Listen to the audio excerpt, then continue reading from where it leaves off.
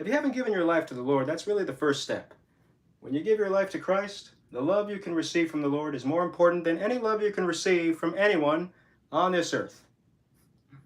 Now, can Christian single men go see a date movie in the theater by themselves? This video is geared towards men, but any women watching, you're welcome to stay tuned. I'm sure you'll gain something from this too. So, single men, you might see the preview for a new date movie that's being released in theaters. It might even interest you. You might think to yourself, that movie looks interesting. I think I'd like to see it. This would be so good to see on a date. Only one problem. I don't have a girlfriend that I can take with me to see this on a date. I guess I can't see it then. Now, movie theaters don't have a rule saying that single men not permitted inside this date movie. Still, a lot of you single men out there might think that if you go see this movie by yourself in the theater, the couples who are seeing it in the theater with you might look at you funny.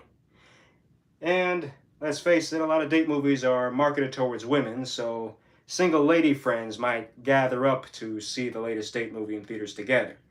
And you might be afraid that those single lady friends might look at you funny too. They might think you're a creep. Well, first, there is a difference between a date movie and a chick flick. I tried sitting through a chick flick a long time ago, The Sisterhood of the Traveling Pants. I could not sit through that. But date movies I can handle, all right? Date movies generally do have material for the men. A little fact, a lot of date movies are based on fictional novels written by male authors, like Nicholas Sparks. He incorporates manly material in his work. More importantly, you gotta shake off how people are gonna see you, what anyone thinks of you when they see you go see a date movie in a theater by yourself. You have to remember that all that matters is how God sees you. When you give your life to the Lord, that's what matters. You go see this movie, and just think about how God's looking at you. Not how anyone else is looking at you, or what anyone else thinks of you. And what I see here is that you can use this experience as a way of embracing your singleness. Now, do I have any kind of past experience I can share with you that can further explain this? I'm glad you asked. Yes, I do. Let's go back in time. 2005, I was in high school. A movie called Coach Carter released in theaters. It's not a date movie, it's about high school basketball. But anyway, I loved it. I thought that was a great movie, and I had hoped that all the actors who played basketball players in that movie would go on to have illustrious careers in Hollywood.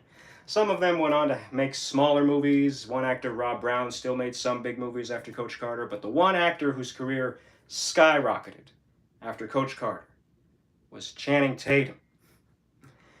And I remember seeing Coach Carter back then, the first movie I ever saw with Channing Tatum, and Channing Tatum's movie debut for that matter.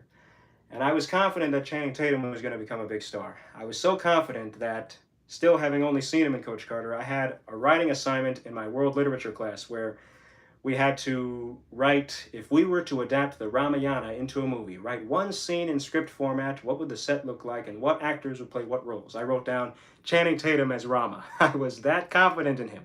And he did become a big star. 2006, he made Step Up, and that really brought up his stardom. He also made an independent movie that I saw, A Guide to Recognizing Your Saints, that year, and I thought that was a great independent film that he did with Shia LaBeouf and Robert Downey Jr. and some other stars. And he made Stop Loss shortly after that. I actually saw Stop Loss much later, but I saw the previews for Stop Loss back then and thought, wow, Channing Tatum's really showing off his acting regime in that. So he made another movie, Public Enemies. He only had a small role in that movie with Christian Bale and Johnny Depp, but he was good in that role, and it was nice to see him in a movie that was fairly good. So now, at this time, he was becoming a big star already. Hollywood was making him out to be a ladies' man. I had some friends who were fans of him. I knew like one or two women who hated Channing Tatum. They said he was a bad actor, but I really believed in his acting. I remember talking with other friends about Channing Tatum and saying, yeah, I've been a fan of Channing Tatum ever since I saw him in Coach Carter. And my friends were like, Channing Tatum was in Coach Carter? He wasn't in Coach Carter. Really? He was in that? And I said, yeah, he had a pretty big role in that movie. He played Jason. And and they're all like, man, I do not remember Channing Tatum and Coach Carter. Isn't that hilarious? So, now we're at 2009, I was in college, and I was on winter break, and during winter break I was working at a small movie theater. And in that small movie theater, we had a lobby TV that would have a playlist of upcoming movie trailers. So I would naturally see many of the same previews multiple times across my shifts. So that winter break in 2009, I see on the lobby TV a preview for a movie called Dear John, starring Channing Tatum and Amanda Seyfried. Channing Tatum as a soldier writing letters to his new girlfriend, and the girlfriend's played by Amanda Seyfried. I had yet to see any movies with Amanda Seyfried at the time, but I had seen some previews of movies with Amanda Seyfried and thought she seemed like an interesting actress. So when I saw the preview for Dear John the first time, I thought, really? Channing Tatum and Amanda Seyfried are making this? I don't want them to make this movie. They're good actors. They have skill. I want them to make good movies that are going to build up their careers. I don't want them to make this that's going to hurt their careers. Naturally, I saw the exact same preview again and thought, you know what, this movie actually looks pretty interesting. I think I'll see it in the theater, or maybe I'll see it on DVD. Naturally, saw the same preview again and thought, okay, maybe I'll see this like later down the line in its theatrical run. And I saw the exact same preview again and thought, okay, I want to see this as soon as it hits theaters. You got me. So, I get back to college. We get closer and closer to the release of Dear John. The movie releases. The movie hits #1 at the box office. The movie knocks Avatar off the #1 spot. And the movie theater on my college campus did not get Dear John. Like, what? Isn't this a big movie right now? It's like big at the box office right now, and my college campus movie theater didn't get it.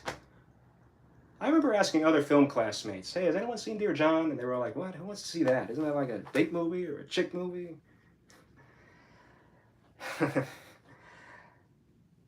It's funny, I remember talking with my best friend from high school as well, because my best friend from high school went to a different college than me, and we would keep each other updated on how college was going. And I told him I was interested in seeing Dear John, and he said, yeah, I'd like to see Dear John because Amanda Seyfried is really hot. And I said, yeah, she is. Then I remember telling my mom, I would like to see Dear John. And my mom said, you want to see Dear John? Yeah, I'd like to see that too. We should see that together. And it's not a bad idea. Mother and son going to see a date movie in theaters? Yeah, not a bad idea. But with my college campus movie theater not playing Dear John, I had to wait an entire month until my spring break arrived so I could head back to my hometown and go to the big movie theater in my hometown. Not the theater I was working at, the much bigger theater that was a lot more popular because it had a lot more auditoriums. That movie theater had 16 auditoriums. So that theater could keep movies playing for a long time. So the weeks go by, I get to my spring break, I get to head back to my hometown. We pick a night to see Dear John at the big movie theater. Yes, the theater was still playing Dear John. We also had 2 free tickets, so we planned to use those 2 free tickets to get tickets for Dear John. The night arrives when we're going to see the movie, and my mom actually gets a little too tired. She doesn't want to go see the movie. I had no problem going to see it by myself, but my dad decides he'll see it with me instead. My dad didn't read about the movie. My dad didn't see a trailer for it, but he was confident in my movie expertise. Ever since high school, when he saw my movie knowledge growing more and more after all the movies I was watching each day. So naturally in high school, when I was interested in seeing a movie, he would trust in me. He would trust in my interest and see the movie with me without reading about the movie himself. And he had a great time seeing several movies with me throughout the high school years. So he tags along with me. My dad drives us to the theater. We use the 2 free tickets. We get the tickets for Dear John. We head inside the auditorium. Again, this is a month after the initial release of the movie, so the big crowds that were gathering up to see Dear John back on opening night and opening weekend had already died down. On this particular night, my dad and I got seated in the auditorium, and there were only about 12 to 14 other people seated in that auditorium with us. The previews start. A funny little thing I should share. A preview for a movie called The Bounty Hunter played on the screen. And my dad said, I want to see that. And then another preview for a movie called The Eagle of the Ninth played on the screen. And it's funny because like a couple months later, they changed the title of that movie to The Eagle. And that initial preview we saw on the screen that night never saw the light of day again. Pretty strange, isn't it? Now, we get closer to the movie. The movie's about to start. My dad and I take a minute to glance around and see who else is seated in the auditorium. And we notice there's a man and woman seated over there, a man and woman seated over there, a man and woman seated over there, two lady friends over there, two lady friends over there, two lady friends over there. So my dad says, there are only women and couples in here. The movie starts. We get the opening coin monologue. And then we get the opening scene in the timeline of the storyline where John's at the beach, John played by Channing Tatum, and we see Savannah played by Amanda Seyfried over there with her friends. Her purse falls in the ocean. John dives into the ocean, saves her purse, brings it back to her. They look at each other face to face, they smile, they introduce themselves to each other, and Savannah lets him tag along with her and her friends as they hang out together. They get to know each other a little bit better, they meet some other friends, they have fun, and then we get the scene where John builds a fire in the fire pit on his own, and Savannah says, wow, you just made your own fire. And my dad turned at me with a kind of a smirk and he said, I can't believe you took me into this, fill in the blank. Later, John and Savannah continue getting to know each other. They see some old places from their histories, some guys who don't like John. They're afraid of how he used to be. John meets one of Savannah's other friends, Tim, and Tim has an autistic son. They meet John's father, and John's father has a bit of a mental condition that John has never been willing to accept. John's father also has an obsession with coins. And, John, tells Savannah that he's a soldier, he's been serving, he's going on tour for a year. But they keep hanging out. They see a construction site, and John helps out a little bit at this construction site with others to build a new house. And then we get the classic Hollywood romance scene where John and Savannah are back at the construction site. It starts raining. They don't have an umbrella, so they run for cover under one of the small wooden rooftops. And they have their moment to kiss each other. The music plays, and the story keeps going, gets a little more intense. John's getting ready to leave, and they agree they're going to write each other. We get the cute monologue from Savannah, 2 weeks to fall in love, with a nice montage to go with it of them laughing together and playing games. And John gets ready to leave, he heads out, and then we get the scenes of John out doing his service while Savannah's in college. They're writing letters to each other, they're reading their letters, they're anxious to receive the next letters. And then John comes back home. He meets more of Savannah's family, and one of the men tells John, I appreciate what you're doing. And one of the other men says, pretty soon they're not going to be asking you, they're going to be telling you. And they see the 9/11 attacks. It puts a lot of pain on everybody watching. And John knows he has to get back into service again. And Savannah gets emotional, but they agree they're going to keep writing to each other. So they keep writing letters as John goes out into service again. Get more and more of their anxiety to receive their next letters as they keep writing while John's out serving and Savannah's back home. And then the turning point arrives when John receives the Dear John letter. It's a tough moment. It's tough to take in. Again, my dad stayed quiet for much of this part of the storyline. I was still pretty much into it, very much into it. So after this, John gets a bullet wound, but he recovers from the bullet wound completely, and he tells the CO that he wants to go career. He doesn't want to go back home. He wants to keep serving. So he gets his wish. He stays, he keeps serving in the military as a career, and we get more montage, more implication that he's spending a few years out here serving. until he receives a report that his father is dying in the hospital. And he has no choice but to be sent back home to go see his father. And we get an emotional moment where John goes to his father. His father is resting on a gurney. And John reads a letter to his father, and it just happens to be the coin monologue from the beginning of the movie. So this is a surprise twist, very effective. John's letter that we heard in the beginning of the picture was actually a letter he was reading to his father, and it's an emotional moment because John's like, the last thing I thought about. You want to know the last thing I thought about? And his father hugs him. They hug each other. It's a pivotal scene, and it's so effective. I thought this was a really good surprise in the story. Funny little sub-story I should share. My dad is a sucker for father and son moments in movies and father-daughter moments in movies. For example, a couple years before, my dad took my little sister to see The Game Plan in the theater. And, that's a cute story where The Rock plays a football player who finds out he has a long-lost daughter and he has to take care of her. And there's some big father-daughter emotional moments later in the story. And my dad, I wasn't there to witness this, but my dad got really emotional sitting next to my sister while watching this. So that's why later on when my little sister watched The Game Plan at home, Dad wasn't around and I could just see it play out. And I like that movie too. That was fun. Good father-daughter story in that. But go back to Dear John. All right. At this moment in the movie, this big pivotal father-son moment,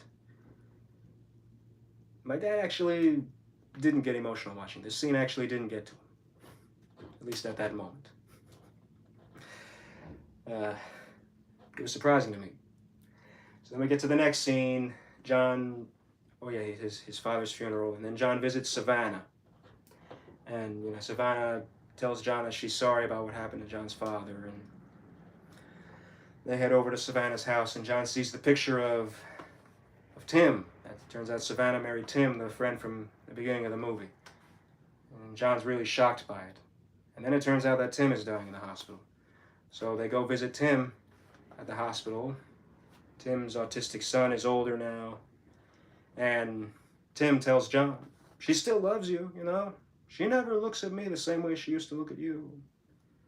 Then we get the later scene of John and Savannah having dinner together at Savannah's house. And this is where the pivotal argument happens, where John says, why didn't you call me?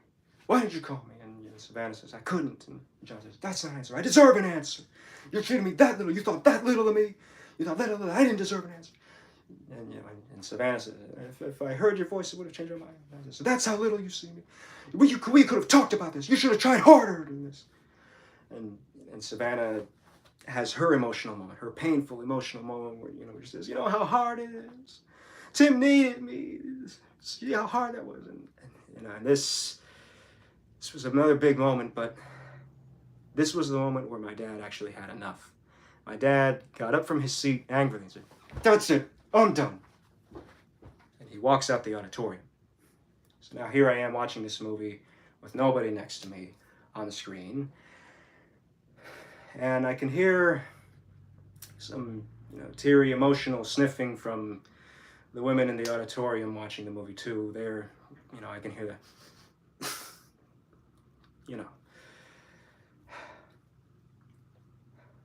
I had a difficult time feeling those kind of emotions back then, since at the time I actually had yet to give my life to the Lord. And when you give your life to the Lord, you can feel those emotions a lot better. But at this time, I didn't feel those emotions completely. But I understood why they were feeling that way. As the story continues, John talks a little more with Savannah, and then John says, goodbye, Savannah, and he drives out crying. And I don't think I'll share the rest of the story yet. I don't want to spoil it, because this is a great movie, and I know it's been about 13 years since that movie released, and I know there's a lot of new generations who may see this video and haven't yet seen Dear John, so I don't want to keep sharing what happens next. The ending does leave you with some hope. It has a nice open-ended ending with a message of hope, and I like that. I thought that was nice to see at the end of the picture. The credits start rolling. My dad walks back in the auditorium. He says to me, What made you interested in this movie? This is the worst movie you have taken me to see. The cinematography was awful. Dad walks back out the auditorium. I just stayed to let the credits finish out as I let the movie sink in, try to think more about the movie, not think so much about my dad. The credits finish. I walk out the theater. My dad already has the car pulled up in front of the theater entrance doors, so I get in the car and my dad starts driving. My dad's still really angry, so a little argument ensues here where Dad says, I would watch The Hangover 3 times before seeing that again. What made you interested in this? Remember when Mommy asked you, are you gay? Is this why you wanted to see this movie? Is it the guy? You wanted to see this for that guy? You like him? Do you think he's cute? And I just say, he's a good-looking guy. And Dad says, that's not what I'm asking. You think he's cute? You gay for him? You like seeing him in these movies? You wanted to see this for him? What's the Rotten Tomatoes score for this movie? And I say, this was back when we could trust Rotten Tomatoes and Metacritic, so I said, it has a 28% on Rotten Tomatoes and a 43 on Metacritic. I says, wow, with a movie that low of a score, and you wanted to see this. You wanted to see this for that guy. That's what I think when I see you watching this movie and seeing that guy on the screen. Now, this is where I had to speak a little more for myself and say, look, I wanted to see this as a modern update on military long-distance relationships. As for the guy, the actor, his name's Channing Tatum. And I am a fan of his acting. I've seen other movies that he's done in the past. He's a good actor. Ever since I saw him in Coach Carter, that was his first movie, the first movie I ever saw with him in, and my dad says, Coach Carter? He was in that?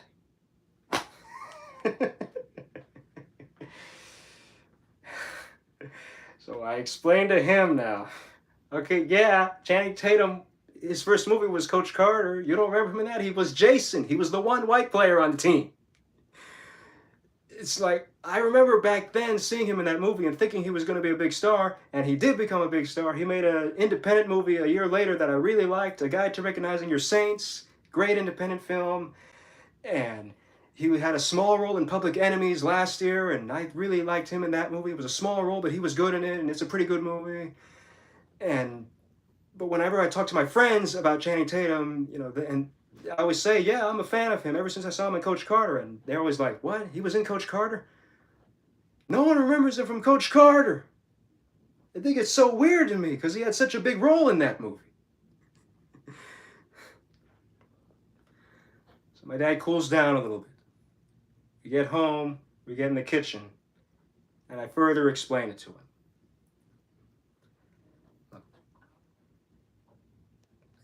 Look, Dad.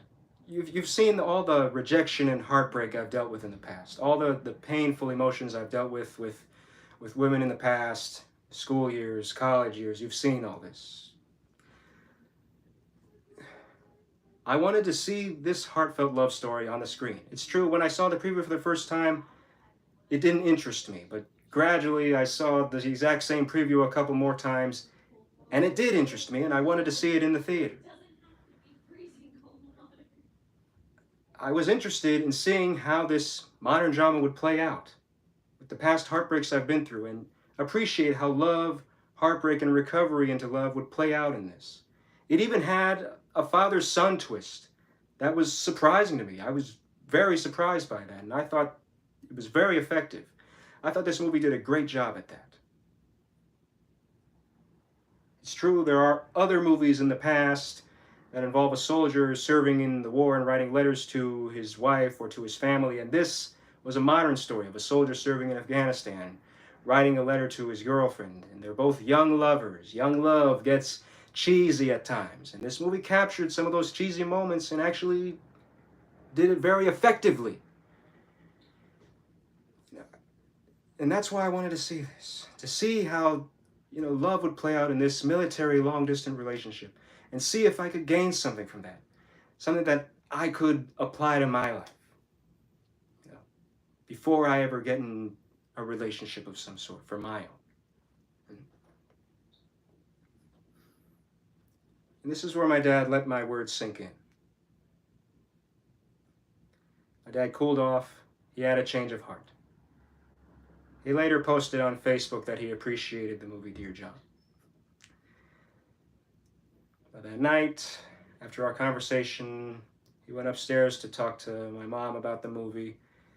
And the next day, I showed my dad Coach Carter so I could point out to him that that was Channing Tatum in that movie.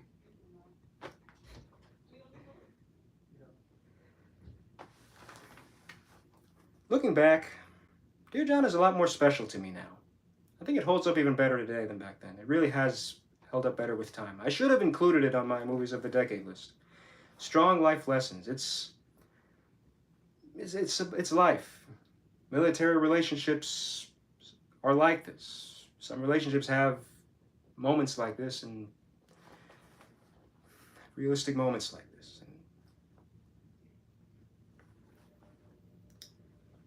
And I was happy about that night. I look back at that as, a good memory.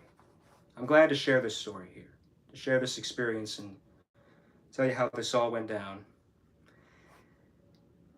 And with all that said, I hope that you single men out there, Christian single men, can take this story and see that when you go see a date movie by yourself in a theater, you can embrace your singleness by appreciating the love that you see in others.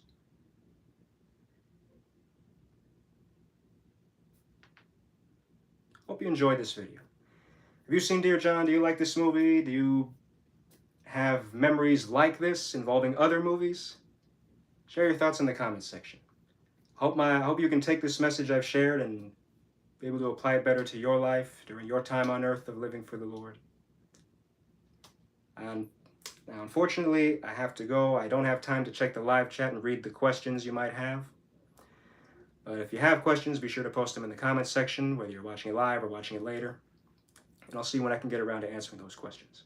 I almost didn't do this live stream today because I'm busy with other things, but decided this topic has been heavy on my mind all week, and I should just put it out there. So, how'd you like the video? How'd you like the story? Share your thoughts in the comments section. And if you gained something from it, yes, let me know that you gained something from this video in the comments section.